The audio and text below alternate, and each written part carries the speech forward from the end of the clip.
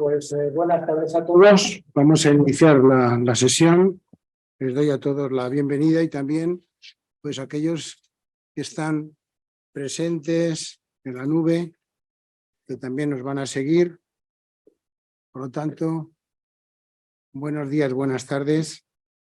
Y nos va a hablar hoy la ilustrísima señora doña Laura Luisa Peña Fernández, que es académica correspondiente y aparte es catedrática de patología y directora del Departamento de Medicina y Cirugía Animal de la Facultad de Veterinaria de la Universidad Complutense.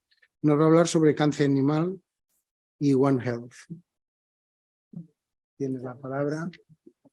El tiempo 45 minutos, 50, ¿no? Vale. ¿Me pueden poner la presentación, por favor? Muy bien. ¿Está en modo presentación? Sí, ¿no? Bueno, pues excelentísimo señor presidente, excelentísimos e ilustrísimos señores académicos, compañeros, amigos. Bueno, la charla de hoy me hace especial ilusión porque es la primera que doy como académica correspondiente aquí en esta institución y ya llevo 8 años de académica correspondiente, así que era hora ya, ¿no?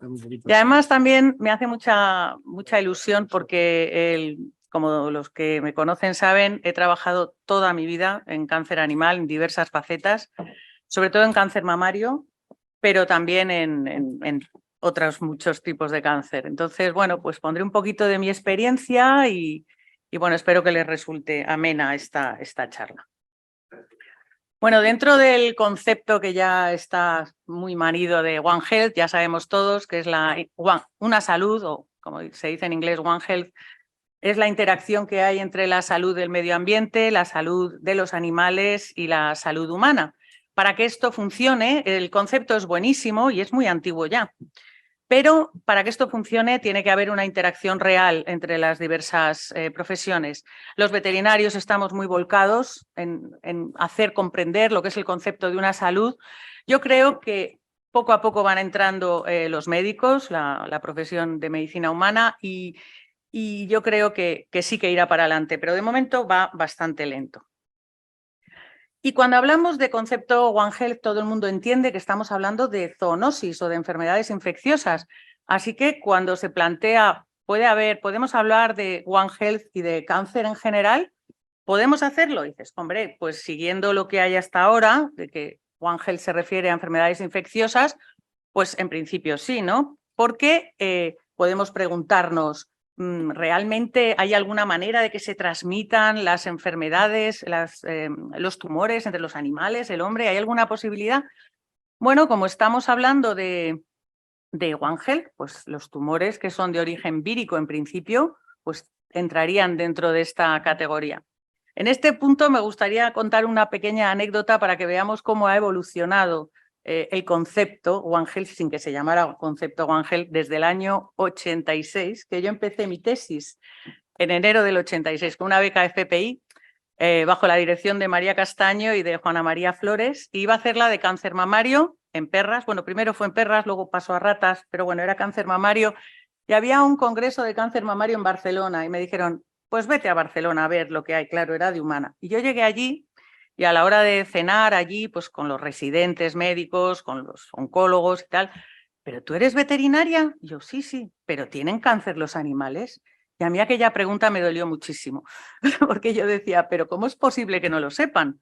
Bueno, eso ha evolucionado mucho, pero no tanto como nos creemos que ha evolucionado. La mayoría de los médicos, cuando les dices, no, yo trabajo en cáncer mamario de perra, pero sí. Ah, sí es verdad que una prima mía tuvo una perra que tuvo un tumor de mama, pero el concepto en sí parece que cuesta, ¿no?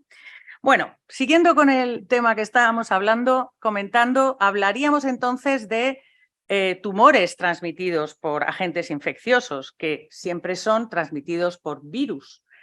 Y en este sentido, pues podemos poner algún ejemplo. Virus que llamamos oncovirus porque producen tumores. Aquí tenemos un ejemplo muy bonito de un virus ADN que produce una papilomatosis, es el virus del papiloma bovino, que puede producir papilomas en distintas zonas, dependiendo de la variante que sea, y aunque sea benigno puede llegar a producir la muerte, como en este caso de una papilomatosis esofágica en una vaca, ¿no? Es un virus ADN, en principio benigno, El tumor es benigno, ya decimos que depende de la localización, la repercusión en el animal.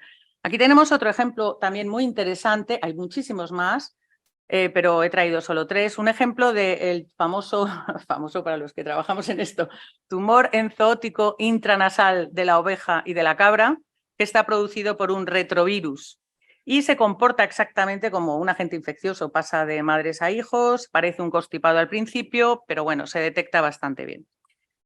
Y otro ejemplo que he traído, otro retrovirus que produce el linfoma felino. Esto es un linfoma tímico en un gato.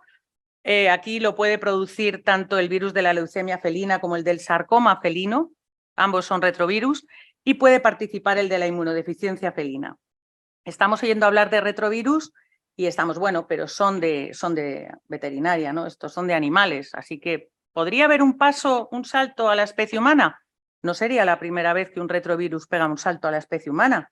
No hay más que pensar en el virus de la inmunodeficiencia del simio, que es un retrovirus, cómo pegó el salto y se convirtió en el virus de la inmunodeficiencia humana. Bueno, yo ahí lo dejo. Ya no voy a asustar más con los tumores víricos.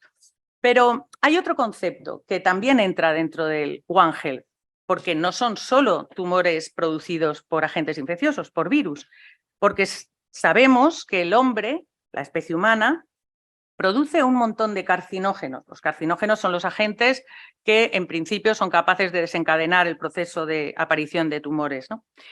¿Y a dónde los van a liberar? Pues al medio ambiente. Así que el trabajo de la especie humana, la vida en sí misma, está generando cantidad de carcinógenos que están en el medio ambiente y que a su vez son responsables, estamos hablando de agentes químicos, muchos de ellos, a su vez son responsables de que aparezca el cáncer o tumores en general, tanto en la especie humana como en los animales.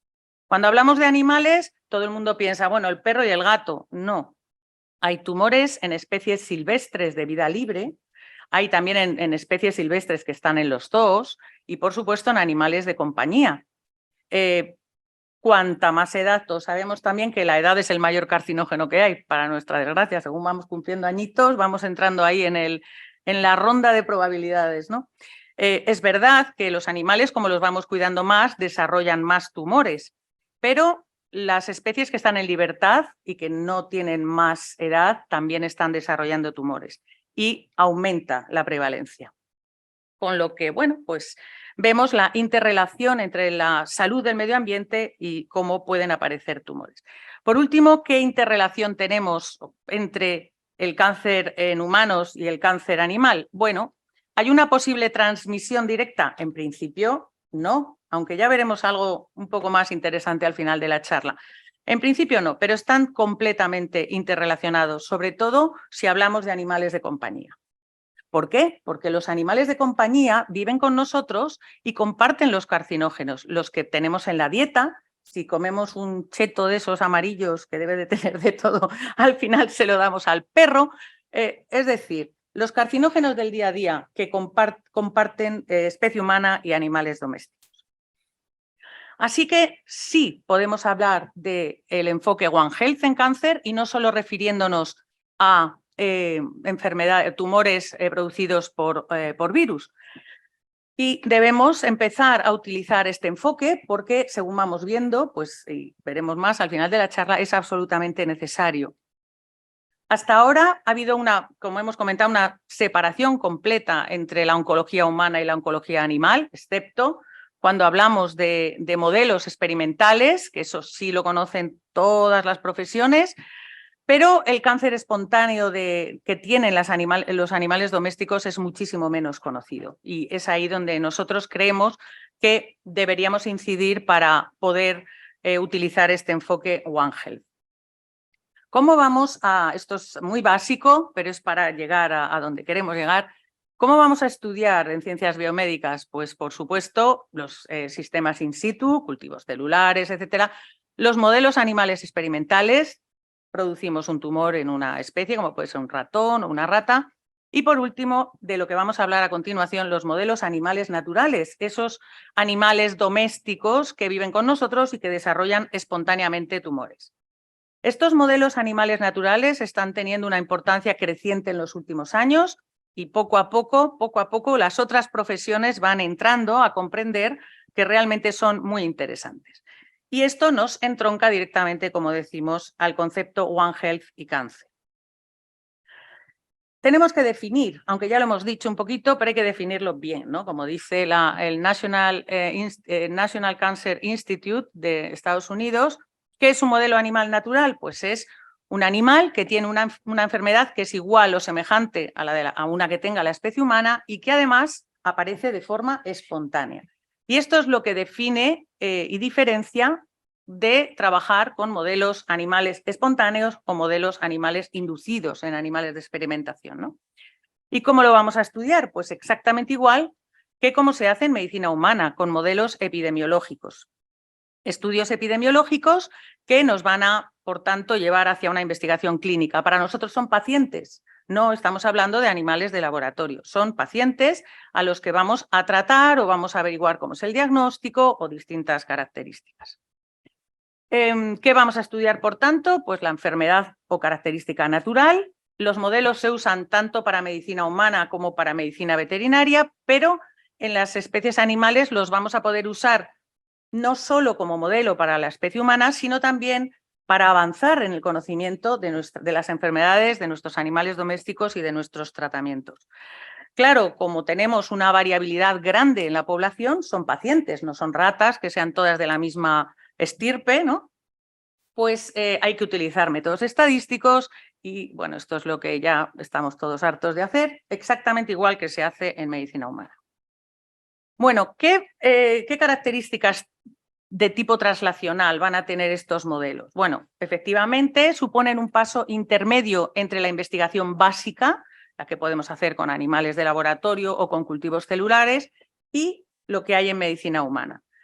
Por otra parte, es verdad que van a amortizar el gasto tan impresionante que se hace en investigación básica. Pues sí, es un escalón intermedio que va a facilitar el salto a la especie humana.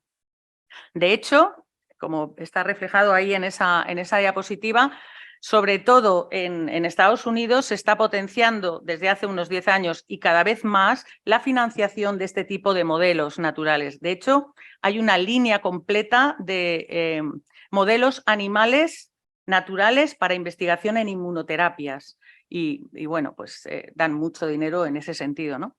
Y para nosotros, pues además de poder ayudar y contribuir a que se desarrollen futuros tratamientos o métodos o lo que sea en la especie humana, pues también nos supone una agradable sensación el obtener pues, beneficios para nuestros animales domésticos desde el punto de vista veterinario.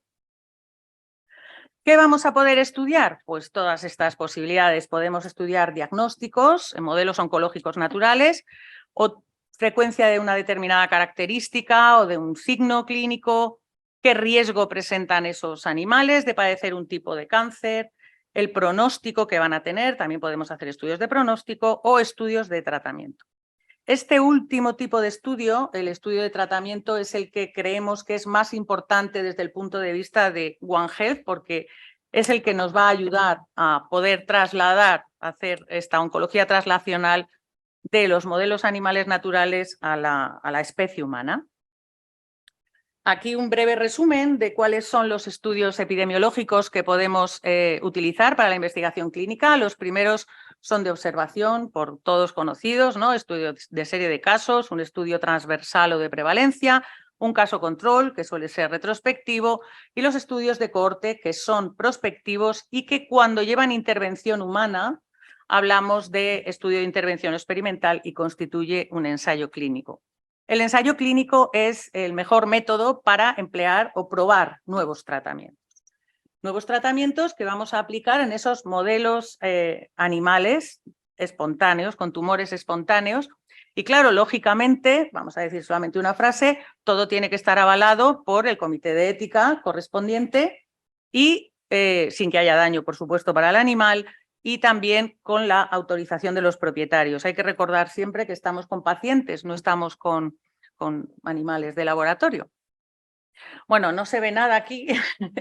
Esto es un cuadro que me costó muchísimo tiempo hacerlo y es un resumen de todos los modelos animales naturales que se han propuesto por diversos autores para distintas enfermedades. Hay un montón en esta tabla, no vamos a ir por todos ellos. Si alguno de ustedes tiene interés, yo se lo puedo facilitar, que está muy completo. Y, por ejemplo, pues para el asma, es curioso, ¿no? Pues se utiliza o se propone como modelo el asma equino, ¿no?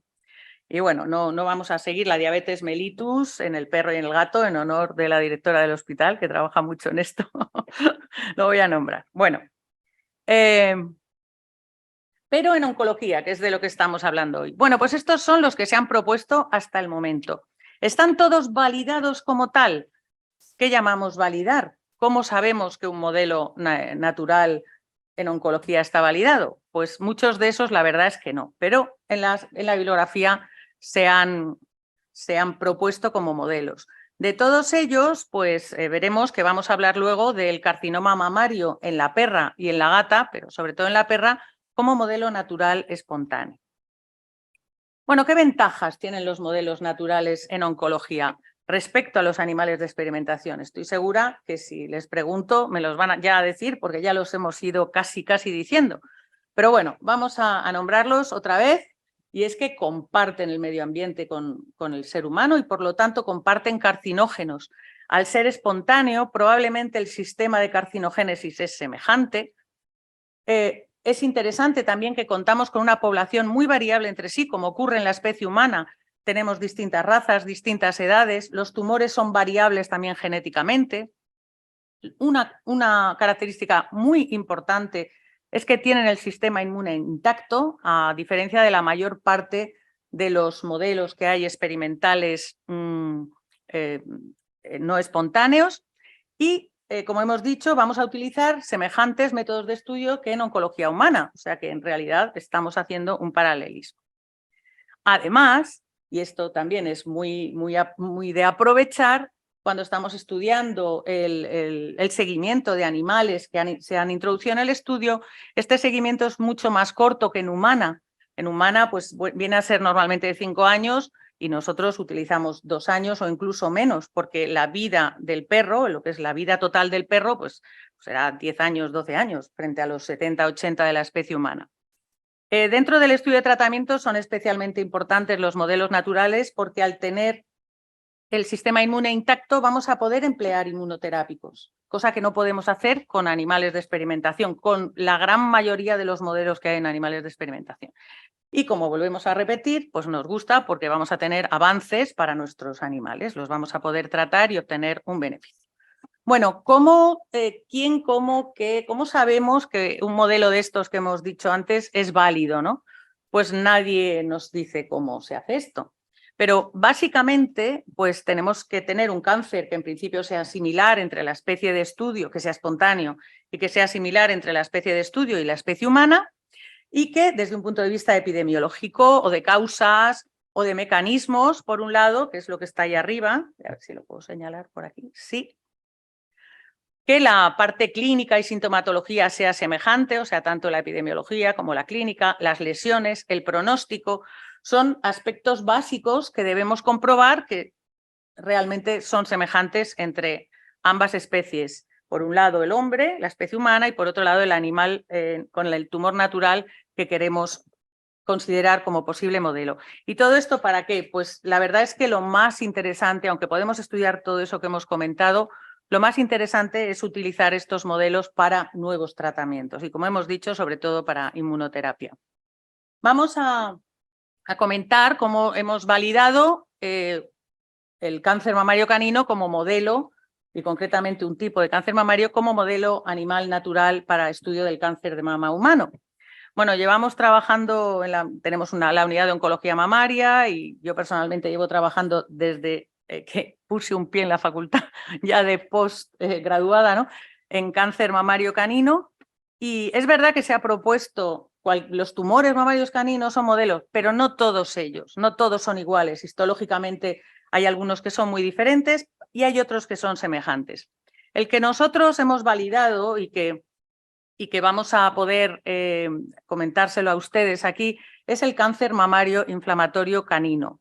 En humana se denomina IBC, viene de las siglas en inglés, Inflammatory Breast Cancer, Y en el perro se llama IMC, también lo usamos utilizando las siglas en inglés, Cancer Inflammatory Mammary Cancer.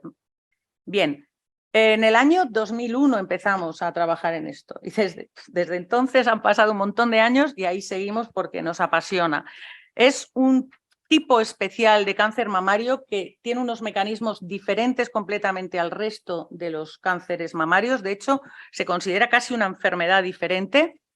Es un subtipo, decimos, de cáncer mamario muy agresivo, con un pronóstico fatal.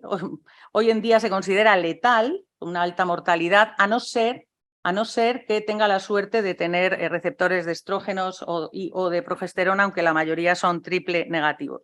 Si ven las imágenes, ya sé que van a pasar algunas imágenes un poco desagradables, pues como veremos a continuación, si no tiene nódulo, que puede ser, es bastante frecuente que no haya nódulo, parece una inflamación y se confunde con una dermatitis o una mastitis.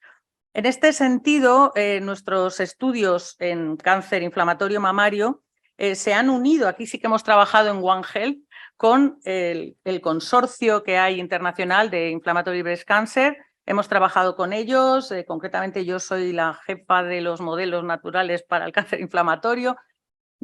Y la verdad es que nos sorprendió muchísimo. Allá por el año 2003, me parece que fue, contactaron con nosotros de la Anderson en Houston y ellos lo tenían muy claro. Aquí hay un modelo, hay que usarlo y desde entonces pues hemos estado colaborando con este grupo de la Anderson y luego con otros grupos en Estados Unidos.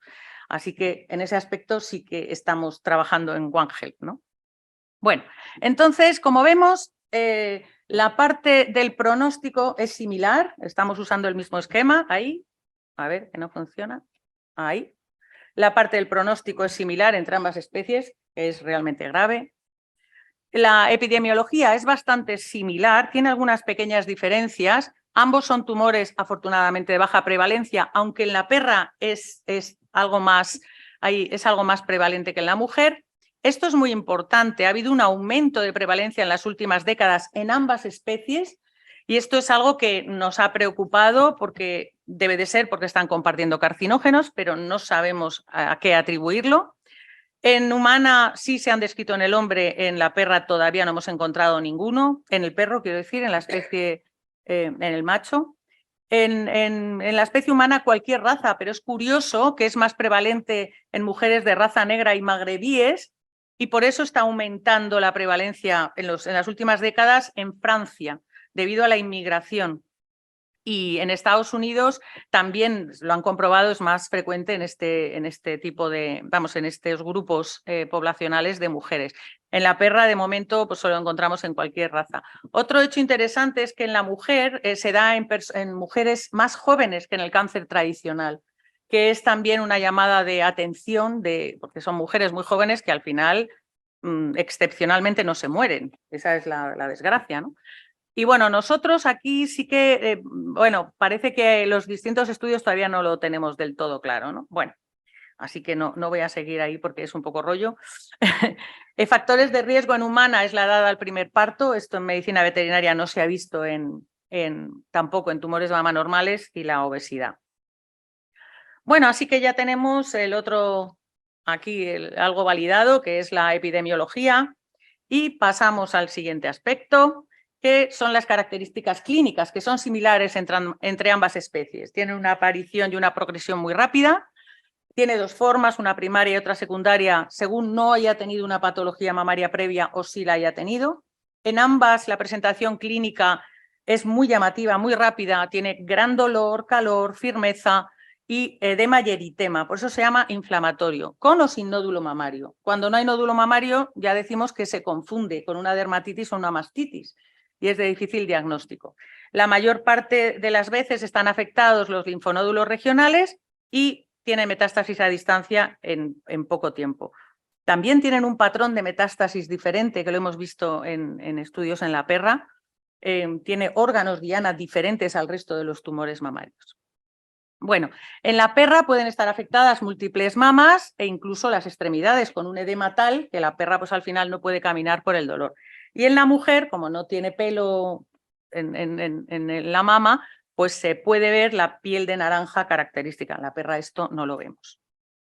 Bueno, el diagnóstico es similar. se tiene que utilizar la parte clínica y la parte histopatológica. La parte histopatológica, que es diagnóstica, es observar vasos linfáticos repletos de células tumorales en los vasos de la dermis superficial.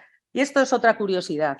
No hay otro tipo de tumor de mama que se vaya a los vasos linfáticos superficiales. En vez de ir a los que están rodeando el tumor y luego a los inguinales o al que corresponda, se van a la piel. Es algo que todavía no sabemos por qué sucede. Pero está claro que tiene que ver con ese fenotipo característico maligno de inflamatorio. Bueno, entonces necesitamos la parte tanto la clínica como la histopatología y por lo tanto, pues también el diagnóstico es similar entre ambas especies.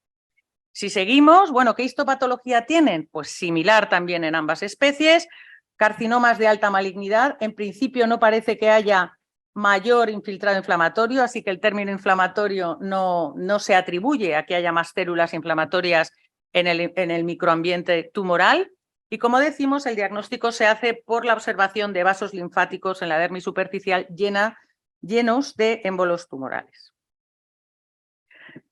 Esto quiere decir que es un tumor muy linfangioinvasivo. Va hacia los vasos, pero de la dermis superficial, no de otra, bueno, de otra zona también, pero es característicamente ahí. Bueno, pues ya tenemos que las lesiones también son semejantes.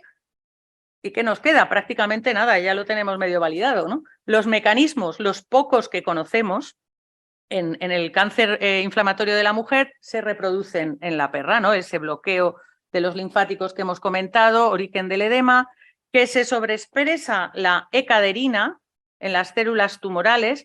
Las células tumorales epiteliales que van a metastatizar, como están unidas por esta molécula transmembrana que se llama ecaderina, E de epitelial, para poder separarse e invadir el tejido que está alrededor y llegar a los vasos y por tanto metastatizar, tienen que perder esa ecaderina. Por lo tanto, la pérdida de ecaderina es un hecho característico en todos los tumores que van a metastatizar o que tienen esa capacidad. Sin embargo, aquí, en este tipo tan especial de cáncer mamario, pues se sobreexpresa y todavía no sabemos muy bien qué es lo que pasa ahí, pero sí. Además, tienen también como característica la exacerbada angiogénesis y linfangiogénesis y un tipo específico de nutrición tumoral que llamamos mimetismo vascular, que consiste en la formación de canales que se tapizan por las propias células tumorales y actúan como si fueran vasos. Y es muy característico de una agresividad terrible ver eso, ¿no?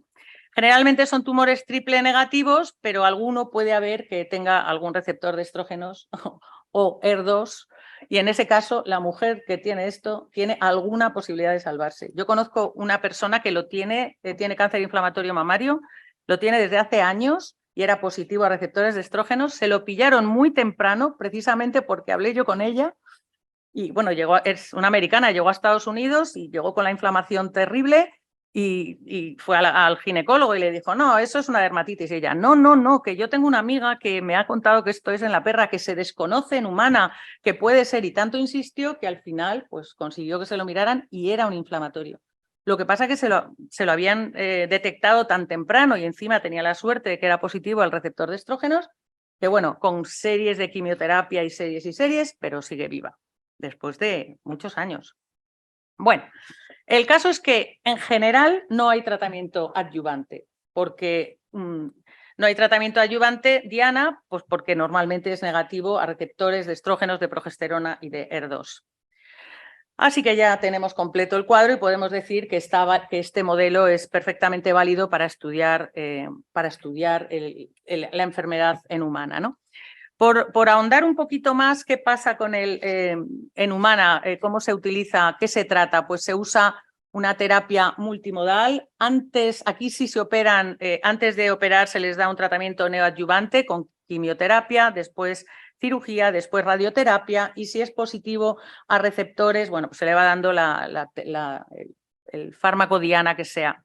Fíjense cómo ha evolucionado la supervivencia. Antes sobrevivían solo el 40% y ahora ya se ha conseguido entre un 62 y un 68%.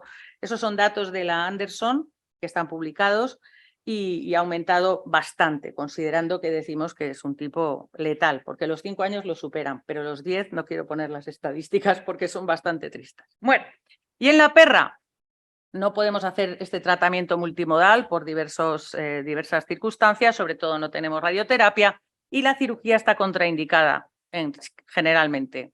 Bueno, está contraindicada como primera opción. Fíjense que los animales con tratamiento paliativo solo viven una media de 25 a 35 días, con quimioterapia se dobla la supervivencia y en este último estudio de nuestro grupo, dirigido por la doctora Pérez Alenza, que está aquí, la directora del hospital, utilizando este tratamiento, bueno, pues se ha conseguido una media más de 61 días, por cierto, forma parte de la tesis de Daniel, que está ahí.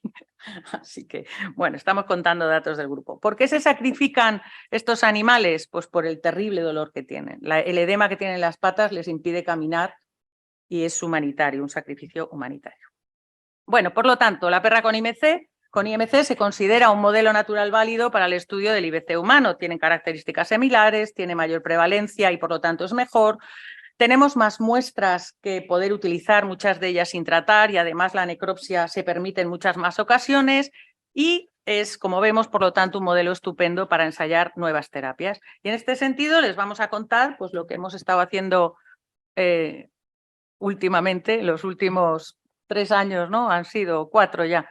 Bueno, porque además es muy interesante. Resulta que lo que ven aquí a la izquierda, esto de aquí, es en inglés se llama cowpea. Nosotros le llamamos judía careta aquí en España.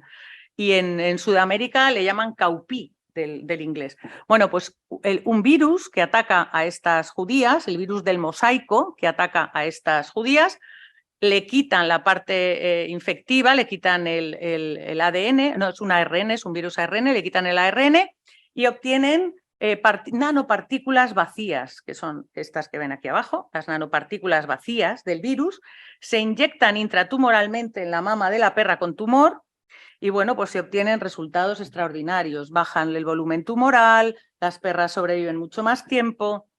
Bueno, esto lo hemos publicado y tenemos otro en vías de publicación, otros 2 más en vías de publicación, solamente para que vean cómo hay un aumento de la supervivencia que es significativo. ¿Qué es lo que hace el virus? Pues el virus vacío pues estimula la inmunidad frente al tumor. Sabemos que el tumor aparece porque el sistema inmune falla.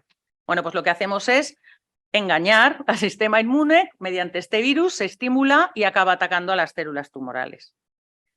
Y bueno, vamos a poner otro ejemplo. Esto era un ejemplo de enfoque One Health. Ahora vamos a poner otro que seguramente también les va a resultar interesante. Vamos a hablar de la hematuria enzootica bovina, que a muchos de los de aquí dirán, pues esto lo estudié yo en 4º de carrera, cuando me dieron medicina de grandes animales, ¿no? Bueno, pues la hematuria enzootica bovina es una enfermedad neoplásica que aparece como consecuencia de la ingestión anualmente en un periodo del año de vacas que pastan helechos. La vaca no tiene que comer y entonces come helechos. ¿Cuándo? En verano, que no tiene pasto, pero come el helecho. ¿Qué sucede? Que el helecho, normalmente es Pteridium aquilinum, tiene uno de los carcinógenos indirectos químicos más potentes conocidos, que es el taquilósido. Taquilósido lo transforma el metabolismo en otro que se llama quercetina, que es el final, el metabolito final. Pero bueno, hablamos de taquilósido siempre. ¿Y qué sucede? Pues que le provoca un tumor en la vejiga de la orina al cabo de los años, que normalmente es un tumor mixto, porque tiene una parte carcinomatosa y una parte angiomatosa o hemangiomatosa. Por eso, porque tiene la parte angiomatosa o hemangiomatosa, es por lo que hay sangre en orina y por eso se llama hematuria enzootica bovina. Bueno, ¿qué sucede aquí? Pues esto salió publicado en el Nature y hay publicaciones posteriores en sitios donde estas vacas habitualmente toman estos helechos. Se ha comprobado que en la central lechera donde iba la leche había taquilósido en la leche. Y en las poblaciones que tomaban esa leche, que estaban alrededor, es un estudio en Reino Unido, había una mayor prevalencia de carcinoma gástrico e intestinal en las personas. Esto es One Health. Está clarísimo que es One Health, ¿no? Y que hay que tener cuidado con este tipo de cosas. Pero ahí no acaba la cosa. Nosotros hicimos un estudio con esta enfermedad porque nos interesaba mucho hace ya años. Y esta pregunta no la llegamos a contestar, pues porque tenemos las muestras ahí almacenadas, pero la pregunta se mantiene. Si llega a la leche es porque está en sangre. Si está en sangre, llegará al músculo. Y si llega al músculo, llegará al matadero y nos lo comeremos. La teoría es esa. Es una hipótesis, está sin demostrar, pero ahí está. Bueno, hicimos un estudio en un matadero, concretamente en Bilbao, de vacas que pastaban en zonas de lecho con esas características y se vio que tenían, claro, no se abre sistemáticamente la vejiga de la orina en la inspección veterinaria en mataderos, nosotros lo hicimos y, y encontramos, ¿qué ha pasado? Me he ido para atrás, aquí. Encontramos que sí había lesiones y además había mutaciones del protoncogen HRAS a oncogen HRAS. Lo vimos tanto con estudios moleculares como con inmunohistoquímica. Fue una tesis que dirigimos hace ya años. O sea, que esas vacas tenían ya, incluso las de cistitis, ya tenían sus mutaciones y probablemente debidas al helecho. Pero ahí lo hemos dejado, tenemos las muestras. Ya estudiaremos esto en el futuro, porque ya no podemos con todo. Entonces, ¿qué pasa? Pues que es posible que la carne de estos animales contengan este taquilósido y que bueno, pues lo estemos sacando al consumo. Es así. Bueno, y ahora ya para terminar, hemos estado ahora hablando de ejemplos de One Health, ahora ejemplos de no One Health. ¿Qué es la no One Health? Pues cuando no nos hacen caso. Es decir, no sé si ven aquí, porque está muy pequeño, yo lo veía bien en el ordenador, ¿cómo explicamos los tipos de carcinógenos en las clases en veterinaria? Los tipos de y esto lo hacemos siguiendo el Robbins. El Robbins es la Biblia de la anatomía patológica general, ¿no? El Robbins sigue llamándose Robbins, aunque ya los editores son otros. En humana, hasta más o menos 2010, tres tipos grandes de carcinógenos: los carcinógenos químicos, los virus oncógenos y los carcinógenos físicos. ¿Qué hacíamos en veterinaria? Nosotros en veterinaria, vale, tenemos virus oncógenos, tenemos carcinógenos químicos, pero teníamos ya Spirocerca lupi. Spirocerca lupi es un nematodo que afecta a los cánidos y que provoca primero un granuloma en el esófago y posteriormente un sarcoma en el esófago. Es decir, el parásito ha provocado el tumor. Y claro, no podíamos seguir lo que ponían aquí el Robbins y entonces les empezamos a llamar carcinógenos biológicos. En humana, y en este texto que es de humana, seguían así, hasta que encontraron el Helicobacter pylori y entonces decidieron que le iban a llamar carcinógenos biológicos porque habían encontrado Spirocerca lupi. Nosotros muy contentos en ese periodo porque ya si la Biblia decía biológicos, pues no nos habían hecho caso, pero ya lo habíamos dicho antes. ¿Y qué pasa actualmente? Pues que se han encontrado en humana también un montón de trematodos que son capaces de provocar distintos tipos de tumores a nivel de vejiga de la orina, del hígado, etc. ¿Nosotros qué hacemos? Pues explicamos los nuestros y los de humana, porque nunca se sabe. Y yo creo que ese es el enfoque que hay que hacer y no el que ha habido hasta ahora. Bueno, otro ejemplo de no One Health. Si nos fijamos en los agentes carcinógenos clasificados por la Agencia Internacional de Investigación sobre el Cáncer, esta es la clasificación. Carcinógeno para los humanos, probablemente carcinógeno para humanos, posiblemente carcinógeno para humanos y no clasificable como carcinógeno para humanos. ¿Y los animales? No hemos aprendido nada. O sea, realmente aquí no hay ningún tipo de One Health. Y bueno, otro tipo de no One Health. Tradicionalmente en los libros, las metástasis se consideran las vías de metástasis por implantación, o sea, una célula que cae, por ejemplo, de un tumor pulmonar y prende en la pleura, puede ser en superficies, en cavidades, en canalículos, la vía linfática y la vía sanguínea. Y nosotros, desde hace años, en veterinaria no tenemos más remedio que hablar de la implantación interindividuos. ¿Y esto qué es? Pues que realmente una célula tumoral de un individuo puede pasarse a otro de la misma especie. ¿Tenemos ejemplos? Sí. Tenemos el tumor venéreo transmisible del perro, el tumor facial transmisible del diablo de Tasmania y 6 especies de moluscos que lo tienen. Son berberechos, son almejas. Hay un grupo muy bueno español que está determinando todo esto, cómo conviven las almejas y se pasan el tumor de unas a otras, o los berberechos, ¿no? Bueno, el tumor venéreo transmisible, que como decimos es por implantación directa por el coito, que Couto era un profesor de oncología, por cierto, por el coito. Pues procede de un perro que tuvo esta mutación en el año 1820 y desde entonces esto va pasando de un perro a otro. Esto lo explicábamos como el único caso que conocíamos en biología, pero lo explicábamos los veterinarios, los médicos jamás han oído hablar de esto. Como es un tumor que se trata muy bien con vincristina, en España prácticamente no tenemos estos casos, ¿no? Hay que irse a Sudamérica, a África para verlos, aquí no. Otro ejemplo, el del tumor facial del diablo de Tasmania, que apareció en 1995, es decir, no había este tumor, aparece de pronto, es un sarcoma facial y se lo pasan los diablos de Tasmania de unos a otros, de tal manera que la especie está en riesgo de extinción por este tumor. Es un sarcoma facial muy agresivo, de un animal a otro, por implantación. Y, como decimos, el ejemplo de los berberechos y tal. Por lo tanto, no solo es posible que haya interacciones, como decíamos, el hombre produce carcinógenos, el cáncer animal a lo mejor libera esos carcinógenos porque la orina de esas vacas a lo mejor está eliminando carcinógenos.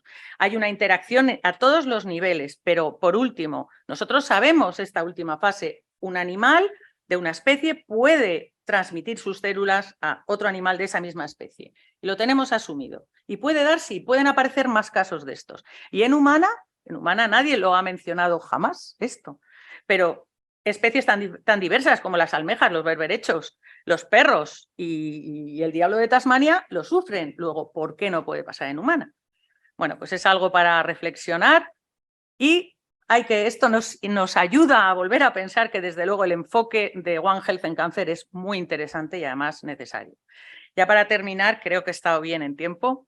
Quiero dar las gracias a todos los becarios, doctorandos que han pasado, la gente que nos ha apoyado en nuestro grupo de oncología mamaria. Vemos ahí a muchos de ellos y nada más. Muchas gracias a ustedes por su atención.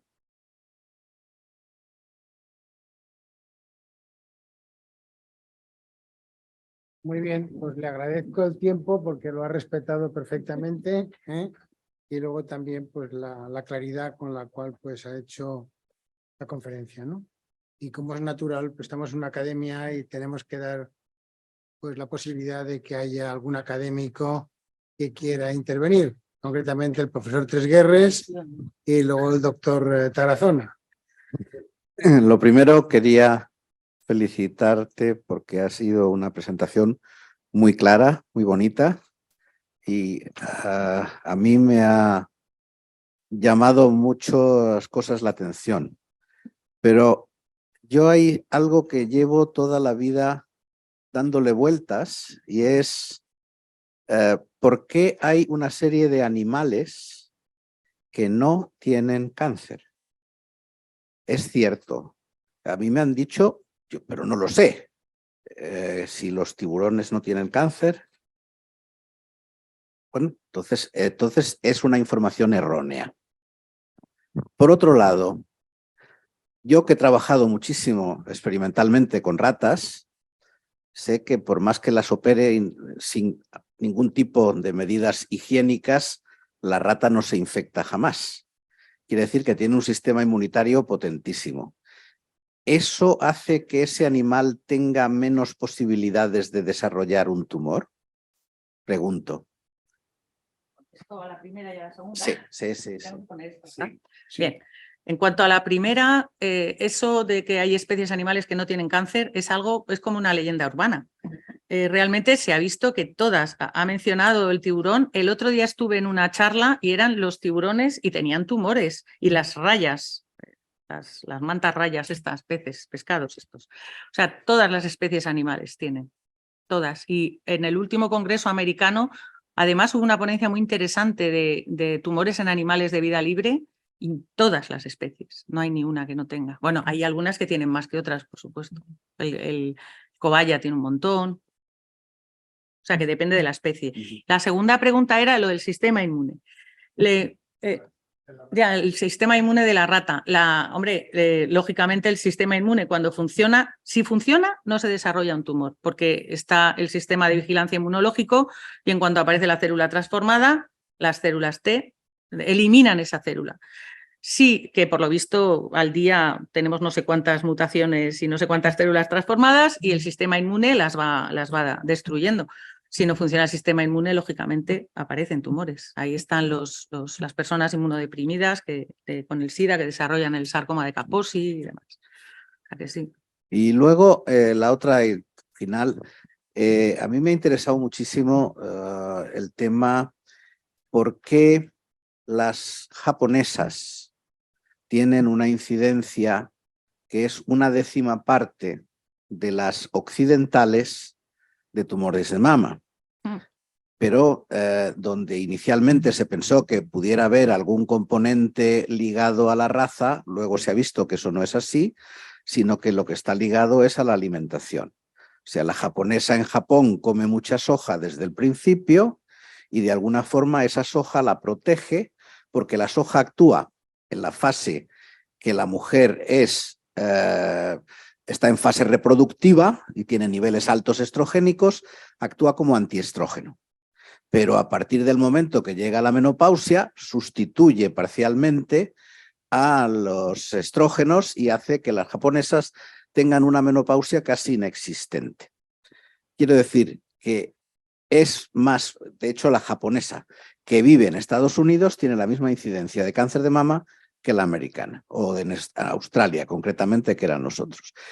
En los perros me imagino que tiene que haber un elemento similar. Quiero decir que a lo mejor algunas cosas que se vinculan más a razas de animales, a lo mejor sean más vinculables a otros tipos de alimentación. Es muy difícil de hacer ese tipo de estudios en veterinaria. Se han hecho en cáncer de mama de perras, se han hecho muchos estudios y claro, depende de dónde se haga el estudio, depende de la zona. Si lo haces en Japón, pues son los Fujitsu y los, no me salen los nombres, los Akita Inu, todos estos perros japoneses, ¿no? Estos son los que tienen más cáncer de mama. Si lo haces en nuestro hospital, pues son los mestizos. Y si lo haces en Gran Bretaña, los de caza. Lo de la raza no está nada claro. Sin embargo, en la gata sí que es, la gata siamesa, está clarísimo que sí que desarrolla más tumores de mama. Así que no le puedo dar más Es que lo mismo que la japonesa tiene menos incidencia de tumor de mama, tiene 10 veces más incidencia de tumor gástrico. Ya, claro.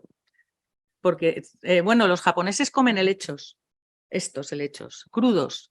Y de eso no lo he comentado. Y también hay una, tradicionalmente en las Islas Canarias, hay una pequeña población donde se come esto y viene en los artículos y tienen más incidencia de cáncer gástrico.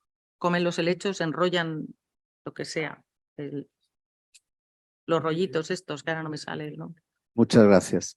El Gracias. doctor Tarazona quiere hacer palabra. Bueno, lo primero, felicitarle, muchísimas gracias. Me ha encantado la exposición y sobre todo la visión innovadora de Ángel, que comparto totalmente. Mi pregunta está, me parece por supuesto muy interesante utilizar ese tipo de modelos animales en los tratamientos, pero mi pregunta es si se ha utilizado también para intentar entender cuáles son los mecanismos por los que aparece el cáncer. De hecho, aunque los animales y las personas puedan estar expuestos, pues tenemos expuestos a carcinógenos ambientales, las vías de exposición van a ser diferentes. Y entiendo que la separación entre las vías, la vía de la dieta puede ser bastante relevante y puede ser muy diferente entre personas y animales, e incluso vías ocupacionales, evidentemente, no están en los animales. Las vías de exposición a carcinógenos ambientales, tanto los particulados como no particulados, van a ser diferentes en animales, y entiendo que en animales es posible, y por lo menos es bastante más fácil, hacer estudios de biomonitorización. Mi pregunta es si sabes si se ha hecho algo en esa... Para carcinógenos para concreto, carcinógenos ambientales. No, teníamos un proyecto con una compañera italiana, Valentina Chapuli, de hacer algo parecido a nivel europeo, viendo necropsias, viendo acúmulo de carcinógenos y demás, pero que yo sepa, no se ha hecho. Porque yo creo que sería una vía para intentar entender cuáles son los carcinógenos que desencadenan ese tipo de tumores y poder decirle a los de AIAR que vayan haciendo algo con los animales. Muchas gracias. Gracias. Buenas tardes. Hola, profesora Peña. Hola. Hola, Laura. Te felicito por el intento que has hecho de relacionar una cosa que es difícil de asimilar, ¿no? Pero realmente me parece que lo has hecho extraordinariamente. Yo estudié veterinaria hace mucho tiempo, me explicaron esa enfermedad una asignatura se llama entonces enfermedades esporádicas, me explicaron y naturalmente ahora, como has dicho, ya no me acuerdo de nada. Entonces, Pero me ha interesado la parte esta que va de la sustancia esa cancerígena que procede del helecho y que pasa al ganado vacuno y después produce un cáncer realmente, ¿no? Y a través de la leche. ¿Es un caso aislado? ¿Es una cosa que se ha concluido epidemiológicamente o es un hecho confirmado? Bien has dicho que está en Nature, realmente es una revista que es fiable, ¿no? Pero es difícil creer eso, ¿no? Y después, bueno, un momentito. Y además esa leche, ¿cómo era? ¿Era leche cruda, leche tratada térmicamente? Porque hoy día prácticamente todas las leches, salvo casos excepcionales, están tratadas térmicamente. ¿Cómo responde? ¿Qué tipo de sustancia es? ¿Qué tipo de sustancia es químicamente hablando? Para saber qué comportamientos es el que tiene frente a los tratamientos térmicos. No me acuerdo exactamente, no sé si es un sesquiterpeno, no sé qué, pero el tratamiento de la central lechera, el estudio solo lo han hecho en Gran Bretaña, donde han visto exactamente los pueblos de alrededor. Sí, hay uno, porque los demás no. A ver, los demás es que, por ejemplo, yo sé de otro que se hizo en Portugal y lo prohibió el gobierno de las Azores. Mira, ahí está Alberto y lo confirma. En Azores tienen un problema muy serio, además ahí se combina el helecho con el virus del papiloma bovino, que además actúan sinérgicamente. Y teníamos los resultados, y yo estaba trabajando con ellos, haciendo P53 y un montón de cosas, y cuando ya lo teníamos nos lo prohibieron publicar. En países como Polonia, República Checa, Rumanía, hay un montón también. Yo creo que es un problema a nivel global y que no debe de haber algún tipo de... Por lo que nosotros hemos visto con lo de las Azores en Portugal, ¿eh? Pero vamos, sí. Acabas de decir es muy grave. Sí. Sí. Quiero decir, me quedo atónito. Sí, yo me enfadé mucho. Pero no, perdona, es que no vale eso de enfadarse. Perdona, eso no es asumible. La persona que me lo dijo me dijo que si lo publicábamos le echaban del trabajo y me pidió por favor que no lo hiciéramos. Y le echaron al final. Y entonces yo ante eso... Pero quiero decir, ese es un tema gravísimo. No, nosotros no estábamos estudiando el taquilósido como tal, lo que estábamos estudiando era qué prevalencia había de esta enfermedad allí, en las Azores. Y era muy amplia, muy amplia, muy amplia. Aquí en España hay zonas, nosotros un estudio lo hicimos en Plasencia, en una finca en concreto, pero es muy fácil, vas a buscar en verano un monte que no sea muy alto, que tenga helechos todavía, pero que no tenga pasto en verano. Y vacas en extensivo, que además no las cuidan mucho porque son vacas autóctonas que con la subvención que le dan por mantener la vaca autóctona, pues el ganadero deja la vaca y prácticamente la deja a su libre albedrío, ¿no? Y no le da de comer. También aquí en la Sierra de Madrid, en la zona de Canencia, lo puedes ver perfectamente en verano, cómo están comiéndose los helechos. No es un problema aislado, es una intoxicación crónica y hay un montón de publicaciones. Lo que pasa que no es fácil detectar ni el taquilósido ni la quercetina. Yo lo intenté, tengo muestras congeladas, lo intenté con alguien de bromatología de la facultad y había muchas dificultades técnicas de aislarlo allí. Sí. Y ya lo dejé. Tengo muestras congeladas, es lo único que... Como mi especialidad son la tecnología de alimentos, pues me gustaría que me pasara esa referencia, ¿no? Sí, simplemente por curiosidad. Y ya una curiosidad, que en vuestras investigaciones que trabajáis con animales vivos o trabajáis con organoides o células madre. No, bueno, hemos trabajado con células madre y tenemos una línea celular con fisiología, pero nosotros en el hospital, en el departamento, tratamos pacientes, tenemos animales con propietario. Hombre, yo me refiero a vuestro trabajo de investigación. Es que nuestro trabajo de investigación es clínico y usamos los animales de pacientes que vienen. También hemos hecho alguna otra cosa más básica, pero yo he trabajado con ratas, ratones, de todo, pero actualmente es lo que más hacemos, lo que más nos gusta. Muchas gracias. Como alumna me encanta verte en ese sitio. Bueno, voy cumpliendo años ya. Muchas gracias, señor presidente. Nada, me ha encantado, Laura, la conferencia.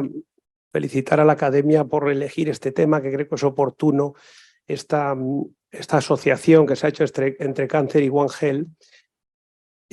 Felicitar a Laura y a su equipo es una académica que tenemos, que es una referente mundial en esta patología, en estas enfermedades, sale referenciada siempre, además en muchísimos trabajos, no solo ella, sino todo su equipo. Y además es la única patóloga que tenemos, o sea, no estamos sobrados de patólogos en esta academia cuando es una especialidad que tiene una importancia fundamental en las ciencias veterinarias. El concepto de One Health, yo es una cosa que siempre digo, no se lo cree ni el que lo inventó, y fundamentalmente creo que has puesto el dedo en la llaga en el problema que tenemos con los médicos. Iba a contar, no pensaba que ibas a contar lo de Azores, yo sí lo iba a contar. Esto fue hace 20 años aproximadamente. Era un veterinario clínico que hacía vacuno allí, en Azores viven de las vacas, y el decir esto supuso que iba a perder, que la industria lechera tan poderosa lo hizo callar, les hizo callar a todos, porque bueno, lo que se dijo fue que en la leche podría aparecer algún carcinógeno hace 20 años, y vamos, no solo lo prohibieron, sino que lo pusieron a pegar sellos, como se decía aquí antiguamente, lo quitaron de sanidad y lo mandaron a agricultura, a hacer otras cosas y tal, y lo retiraron del mercado. Pero eso no es raro, porque cuando nosotros en Canarias dijimos que había tripanosomas en los dromedarios, Sanidad nos dijo que nos habíamos equivocado, ¿de acuerdo? Y se negó la tripanosoma durante muchos años, y resulta que Carlos Gutiérrez, que en paz descanse, era referente de la FAO de tripanosomas en el mundo, y resulta que le negaban sus investigaciones. O sea, estaba en la oficina en París, en episodio 10, estaba allí y le negaba las autoridades sanitarias de Canarias que había tripanosomas, cuando era el referente, quiero decir. O sea, One Health no se lo cree al nivel médico, precisamente, ni el que lo inventó. Nosotros estamos con problemas de filaria y posibles zoonosis y tal, nada, pues bueno, pues muy bien. Cuando cada día están apareciendo más casos en España. Es decir, es muy difícil que la autoridad sanitaria, que además suele ser médica la que controla la sanidad, acepte estos postulados o estas investigaciones veterinarias, y le cuesta mucho aceptarlo. Por último, la pregunta es, ¿qué es lo último que vais a trasladar o que estáis trasladando y que tiene utilidad en humana de lo que estáis trabajando de cáncer? Quiero que cuéntanos hasta lo que puedas contar. Pues no, a partir de nuestras investigaciones, no solo este trabajo, sino otros dos más, van a solicitar en la Universidad de California van a solicitar un ensayo clínico en mujeres. No sé, no he leído, a ver, estoy como asesor externo, pero no he leído qué tipo de cáncer de mama tienen, y sé que lo han pedido. $4 millones van a solicitar. Esto, las nanopartículas, la inmunoterapia con nanopartículas en cáncer de mama. Estas nanopartículas. Bueno, estas no, unas que han hecho que son mejores. Sí, yo quería comentar otra cosa. Hay un hecho en el cáncer de mama también muy interesante, y es que hay una serie de trabajos, los de los rusos, que el tratamiento durante un periodo concreto de la vida de los animales, por ejemplo con HCG, estos dijeron que protegía de la aparición del cáncer de mama. El cáncer de mama en animales, en las ratas, se utiliza normalmente con el dimetilbenzatraceno o con cualquier carcinógeno de ese estilo, y entonces si se pretrataba a las ratas previamente con HCG, la incidencia de tumores mamarios era un 40, un 50, un 60% inferior. Eso está relacionado con la especie humana, que la incidencia de cáncer de mama disminuye cuando la mujer tiene hijos muy pronto. Y lo que ocurre cuando tiene hijos es que durante un cierto tiempo de su vida tiene niveles elevados de HCG, precisamente por el embarazo. O sea que de alguna manera lo que parece que está ocurriendo es que ese HCG, aparte de su efecto sobre el cuerpo lúteo y otra serie de historias, pudiera tener algún tipo de efecto protector, no sé de qué manera, sobre la mama. Bueno, en general, voy a contestarle en modo perra.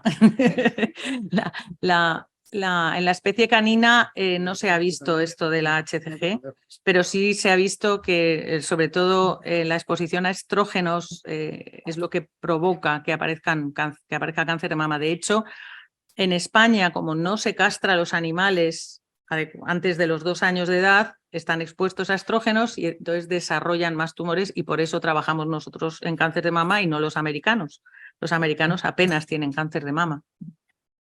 Luego, lo de la gestación y la lactación en la perra no lo hemos podido ver como en humana. En humana está claro que son las hormonas y sobre todo es la diferenciación que tiene la glándula mamaria cada vez que se produce una lactación. Esa diferenciación hace que la célula conserve memoria y no se vuelva indiferenciada, que no tenga deseos de volverse una célula como madre de cáncer o algo así. Y en la perra no lo hemos podido determinar. Es muy difícil hacer ese tipo de estudios epidemiológicos en la especie canina con los propietarios, que es muy, muy complicado. Incluso hacer estudios de heredabilidad de cáncer o de cualquier otra enfermedad es dificilísimo. Entonces, nosotros no hemos visto que esté asociado ni con edad al primer parto, ni con número de lactaciones, ni con número de crías, pero tampoco nos lo creemos del todo. Lo hemos hecho bien, está bien hecho, pero sí está asociado con el uso de progestágenos de síntesis, compuestos que se dan para inhibir el celo. Ahora está incluido, todos los contraceptivos, anticonceptivos están incluidos en ese listado que les he mostrado de la Agencia Internacional de Investigación del Cáncer. Los han puesto hace unos 5 años y nuestros trabajos ya son de hace por lo menos 10 o más, del uso de contraceptivos en la perra. Yo sé que las comparaciones son odiosas, pero... No son odiosas porque siempre nos hemos basado en el estudio de animales para muchas cosas humanas. Quiero decir que no, ya sabemos que no es lo mismo, pero nos indican mucho la dirección. Muy bien. El doctor Sabio Jiménez quiere... Sí, yo también quería unirme a la felicitación de mis compañeros porque ha sido una conferencia magnífica y tenía 3 preguntas aprovechando esta. Una es que ha dejado entrever que el cáncer es distinto en jóvenes, en viejos, se da más en viejos que en jóvenes. Eso no lo he llegado yo a entender. En principio se creía que los jóvenes no tenían cáncer y luego con ciertas cosas se ha visto que era todo lo contrario, que individuos jóvenes también tenían algún tipo de cáncer. Esa es una pregunta.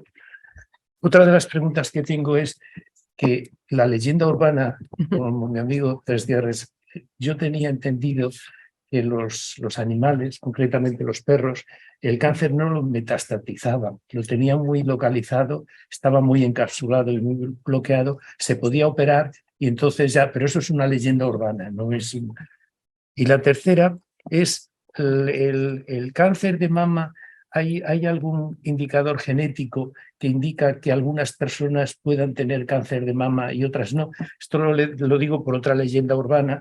La actriz esa conocidísima Angelina Jolie, como su madre había muerto de cáncer de mama y ella genéticamente tenía unos componentes que se extirpó el pecho, ¿no?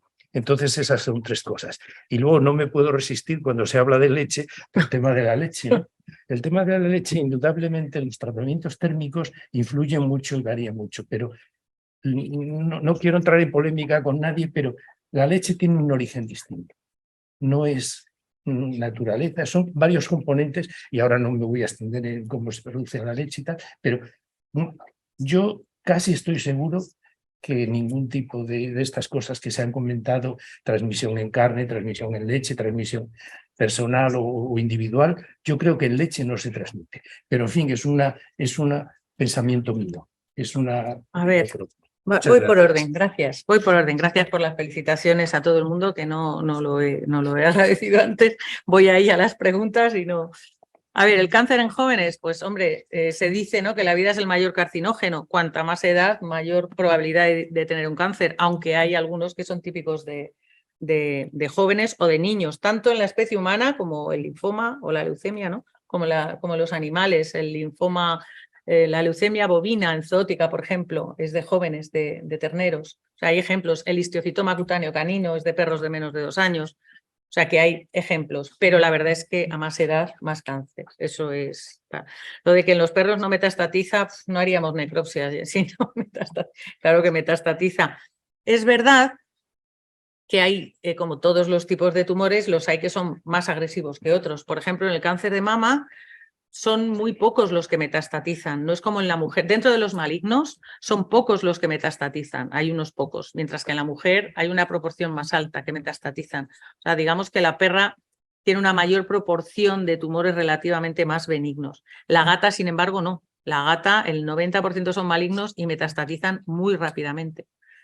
Por poner ejemplos. Lo de Angelina Jolie es un ejemplo que pongo yo en clase. Porque el gen que se detecta en las mujeres, el hereditario para cáncer de mama, es el BRCA1 o el 2 de cáncer de mama y de ovario. Y realmente cuando se ve que está mutado, pues se avisa a toda la familia y se hace una mastectomía. Si se quiere, si hay un cáncer, se hace una mastectomía radical y si no, lo de esta señora fue preventivo. Pues ya sabrá. En la perra lo hemos visto, está también mutado BRCA1, pero no somos capaces, lo publicamos hace un montón de años también, pero claro, no somos capaces de ver la línea genética de las perras. Es muy difícil ir hacia atrás y ver la familia de los perros. Y en cuanto a la leche, voy a comentar otra cosa, que es, o sea, en ese estudio epidemiológico que se hizo, lo único que dicen es que en la zona donde están las vacas con hematuria zoótica, y la gente que bebe la leche que sale de esa central lechera, pero que viven en la zona, no dicen que la leche lleve taquilósido, lo sugieren, tienen más cáncer de estómago. Pero también hay que tener en cuenta que sí que hay estudios en los que se ve que las aguas de esos campos que corren por entre los helechos llevan el taquilósido. O sea que no, es One Health, ahora sí que nos ha quedado bien. O sea, no es solo la leche de la vaca, sino a lo mejor el agua que están bebiendo del arroyo. Grafológicamente.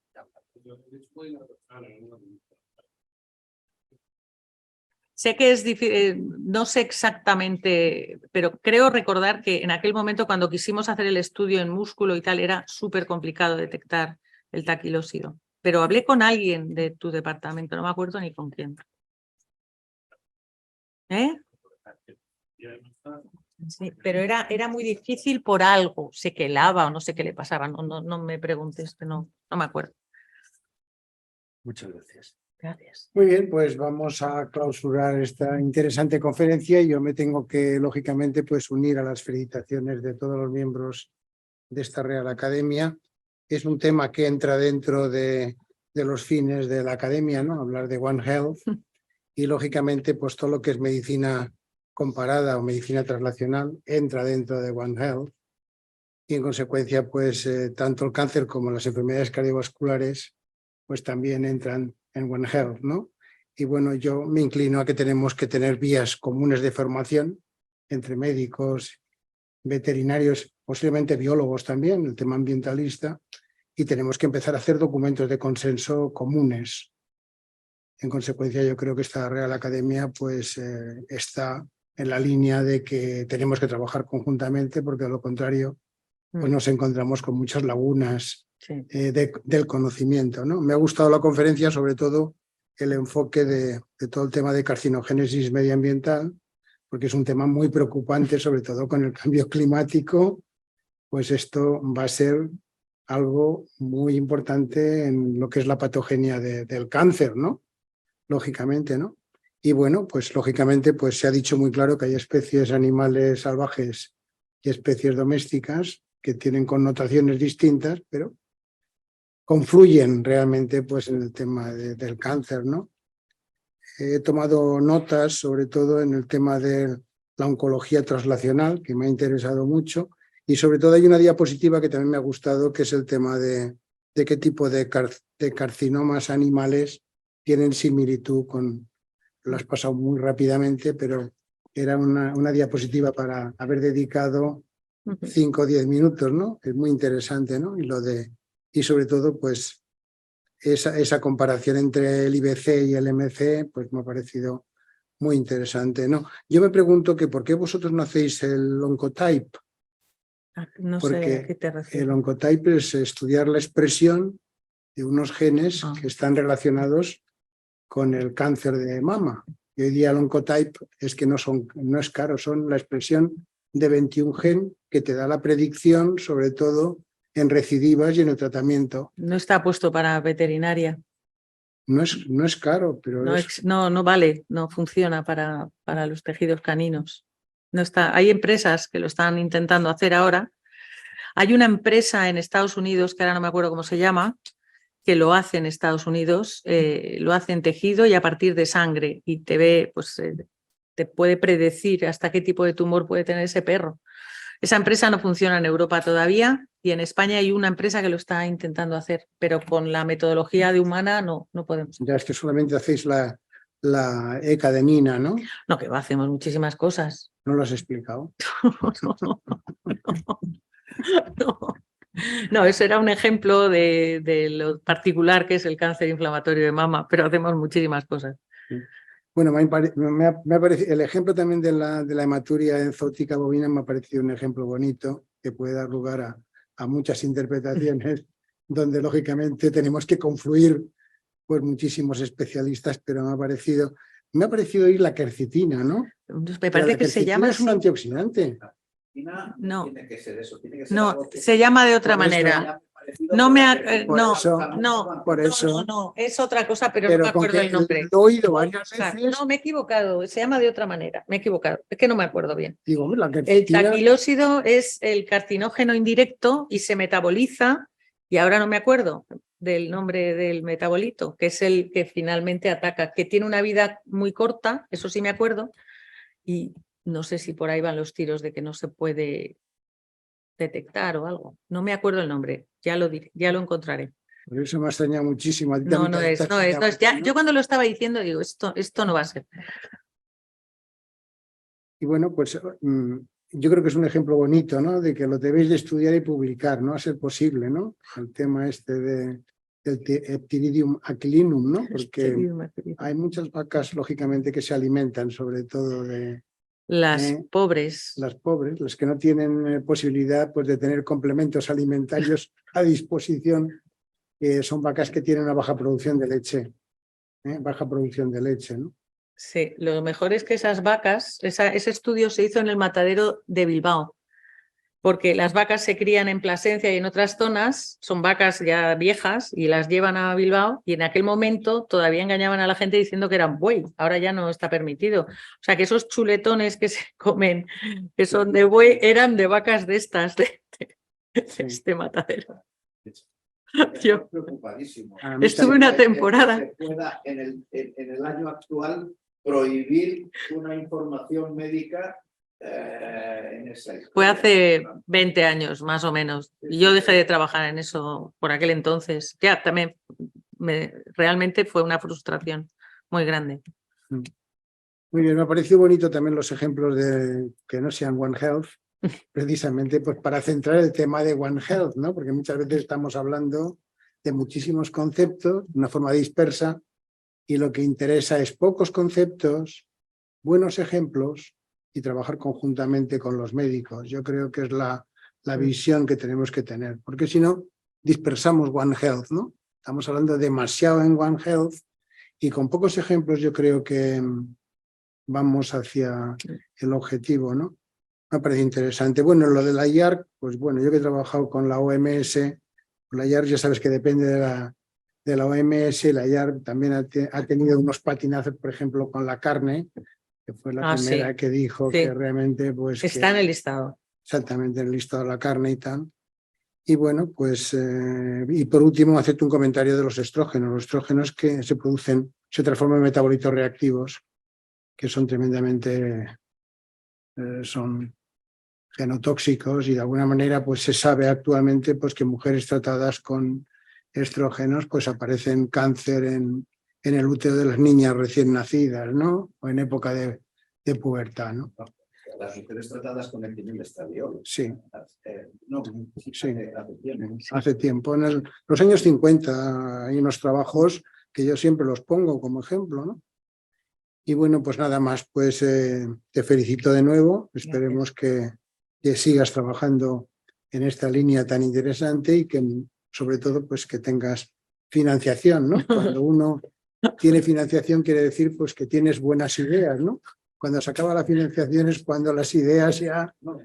Y si no te metes con nadie. Y si no te metes con nadie, ¿no? Si no te metes con... Ahí estamos, esperando a ver si este año nos dan financiación. Ahí estamos. Bueno, tienes un equipo multidisciplinar, pues ya es importante, ¿no? Y bueno, te vamos a entregar un diploma de reconocimiento, que dice que la Real Academia de Ciencias y Veterinaria de España otorga al presente diploma de reconocimiento a la ilustrísima señora doña Laura Luisa Peña Fernández por su intervención en el día de hoy con la conferencia Cáncer Animal One Health, firmado por el señor secretario general con el visto bueno del presidente. Muchas gracias. Enhorabuena.